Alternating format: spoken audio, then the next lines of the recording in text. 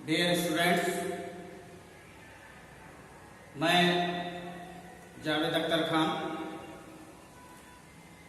सहायक अध्यापक, स्वामी विवेकानंद उच्चतर माध्यमिक विद्यालय सहजनवा बैठपुर से। प्रिय बच्चों, जैसा कि हम पिछले वीडियो में आप लोगों को बताए थे, गद्य साहित्य के इतिहास के बारे में, इसके साथ साथ भारतेंदु युग और द्विवेदी युग के बारे में और उसकी समय सीमा के बारे में। फिर उसके तुरंत बाद हम मुंशी प्रेमचंद जी का जीवन परिचय बताए थे और उनकी विशेषता बताए थे, उनकी कृतियां बताए थे।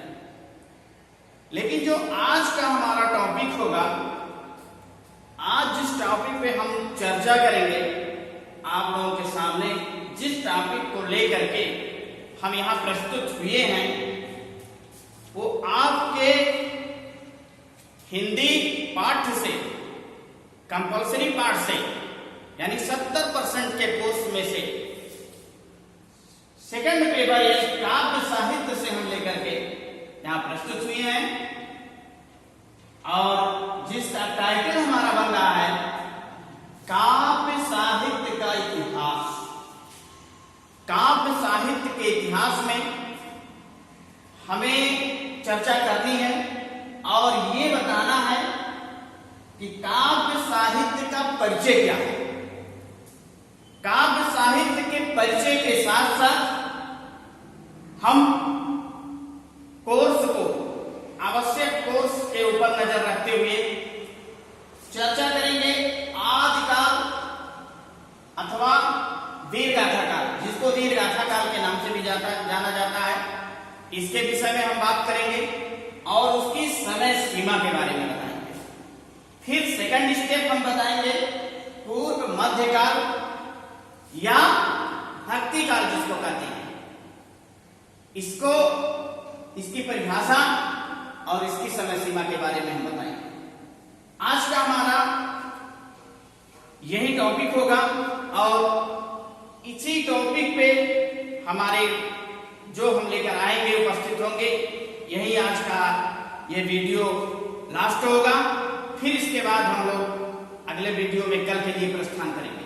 तो आइए देखते हैं। सबसे पहले हम चलते हैं, जो हमारा यहाँ टाइटल दिया गया है, टाइटल हमारा जो है काव्य साहित्य का इतिहास। काव्य साहित्य का इतिहास क्या है, यानी इससे हमें कैसे परिचित होना है, सर्वप्रथम हम इसके बारे में ध्यान दें। तो यहाँ हमने हेडिंग दे दिया है काव्य साहित्य का परिचय। एक चीज हम और बता देना चाहेंगे कि हमने कल ही नोटिस कर दिया था कि आप लोग अपनी होमवर्क की कॉपी, अपनी उत्तर पुस्तिका बना लेंगे और सर्वप्रथम गद्य साहित्य का इतिहास कल जो हम पढ़ाए हैं, बोर्ड पे अंकित किए हैं, उसको होमवर्क के तौर पे उसे नोटबुक पे अपना लिखेंगे। तो ये पढ़ाने के साथ साथ ये होमवर्क भी है, इसको अपने उत्तर पुस्तिका की नोटबुक कॉपी पर उस पे अंकित करेंगे। तो ये दोनों लिखने के पश्चात हम जीवन परिचय को लेकर चलेंगे। तो यहां हम कह रहे थे, चर्चा कर रहे थे काव्य साहित्य का परिचय। इसके बारे में हम चर्चा करेंगे, बात करेंगे क्या है, इससे हम कैसे पहचान कर सकते हैं। तो हमने यहां लिखा है कि पद्य, पद्य के माने होता है काव्य।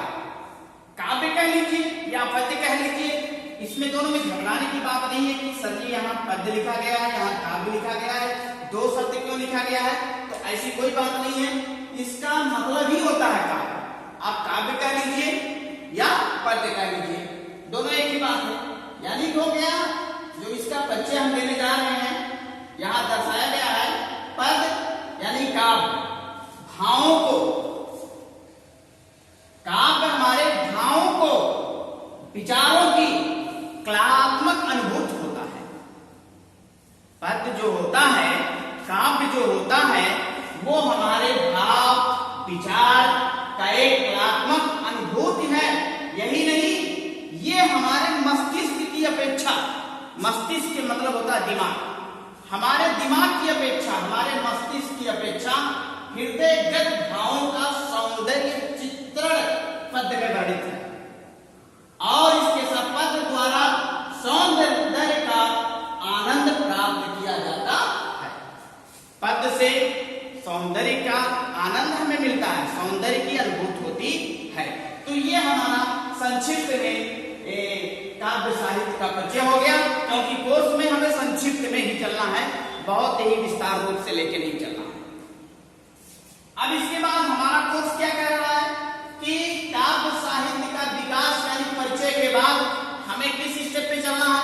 तो कोर्स हमें अलाउ कर रहा है कि काव्य साहित्य के विकास के बाद हमें आदिकाल के विषय में चलना है, आदिकाल के विषय में जानकारी लेना है, उसको लेकर चलना है।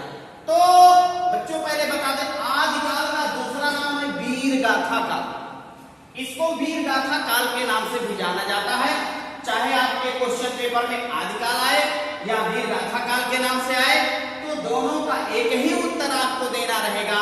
जो आदिकाल का उत्तर है वही वीर गाथा काल का है। जैसे कि यहाँ आदिकाल अथवा वीर गाथा काल, तो इसकी क्या परिभाषा है। पहले हम परिभाषा को जानेंगे कि हिंदी पद्य के प्रथम उत्थान काल को, यानी स्टार्ट लेवल, हिंदी पद्य का जो स्टार्ट लेवल होता है, जिस काल में हिंदी पद्य का स्टार्ट लेवल चालू हुआ था, उस यानी प्रथम उत्थान काल, शुरुआती काल को आदिकाल अथवा वीर गाथा काल कहते हैं। कहने का मतलब कि हिंदी प्रथम का जो शुरुआती चरण होता है, प्रारंभिक चरण होता है, उसको हम आदिकाल अथवा वीर गाथा काल के नाम से जानते हैं। अब ये जान लीजिए कि इसकी समय सीमा कितनी है।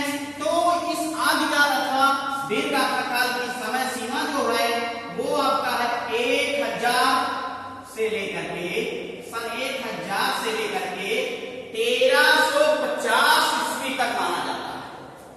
सन 1000 से लेकर के 1350 ईस्वी तक आपका आदिकाल यानी वीर गाथा काल माना जाता है।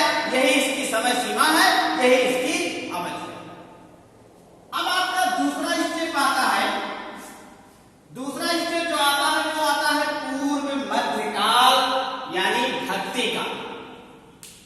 इसके भी दो नाम दिए गए हैं, पूर्व मध्यकाल, इसको हम भक्ति काल के नाम से भी जानते हैं। अब इसकी परिभाषा क्या है, जैसा कि यहां दर्शाया गया, अंकित किया गया है कि भक्ति रस में रचित, यानी भक्ति रस में रचित, जिस रस में भक्ति की भावना होती है, भक्ति रस में वो रचित होती है रचनाओं के आधार पर।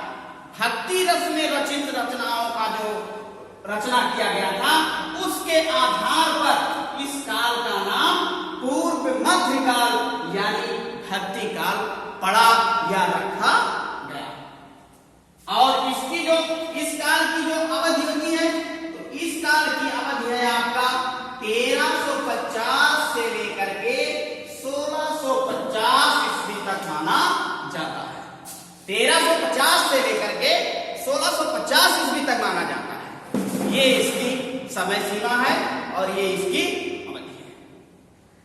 तो हम आपको बता दिए काव्य साहित्य का विकास यानी परिचय, और इसके बाद कोर्स के मुताबिक जो हमारे कोर्स में पढ़ाना है, आदिकाल अथवा वीर गाथा काल की परिभाषा और उसकी समय सीमा, इसके बाद पूर्व मध्यकाल की परिभाषा या उसकी समय सीमा, इन हम तीनों के बारे में चर्चा कर चुके हैं। अब आपको एक बार फिर हम आगाह करते हैं कि आपको अपनी होमवर्क की नोटबुक कॉपी तैयार कर लेना है।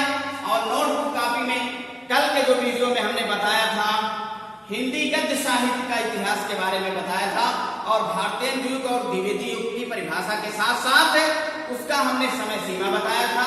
उसको आपको अपने नोटबुक की कॉपी पे लिखना है होमवर्क की। और आज उसके बाद पद्य साहित्य के इतिहास में आपका ये काव्य साहित्य परिचय और इसकी परिभाषा और आदिकाल अर्थात वीर गाथा काल की परिभाषा और इसकी अवधि तथा पूर्व मध्यकाल की परिभाषा और इसकी अवधि, इसको भी आपको अपने नोटबुक यानी उत्तर के होमवर्क के जो उत्तर पुस्तिका पुस्तिका की कॉपी है, उस नोटबुक पे आपको सुंदर सुंदर अक्षरों में लिखना है। तो बच्चों, अब आज का वीडियो इतना। अब फिर नेक्स्ट वीडियो हम कल के लिए जो लेकर उतरेंगे, हमने आप लोगों को